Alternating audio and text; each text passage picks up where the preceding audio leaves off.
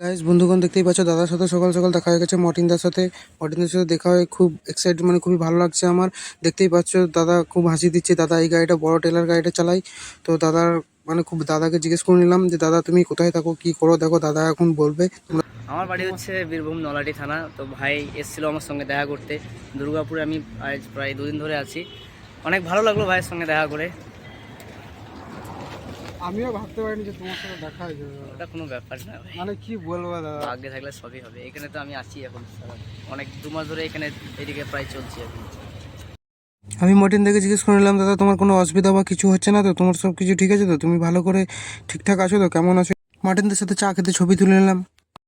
মর্টিনদাকে নিয়ে দাদাকে নিয়ে একটু ঘোরাঘুরি করতে চলে গেলাম আমরা। দাদা যাবে একটু সেলুনে চুল কাটাতে, দাদাকে নিয়ে বেরিয়ে পড়লাম একটু। মর্টিনদাও হাই করে দিল ভিডিওতে, দেখতেই পাচ্ছ তোমরা।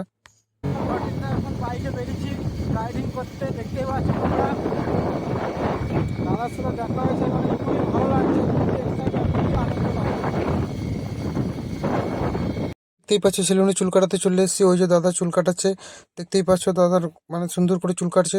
দাদাকে মানে ফাইনালি দাদা চুল কাটা হয়ে গেছে। আমরা চুল কেটে বেরিয়ে চলে এলাম সেলুন থেকে। তারপর দাদা কিছু কেনাকাটি করলো, তারপর দাদাকে নিজের ঠিকানায় যাবার দাদাকে ছেড়ে দিয়ে চলে এলাম।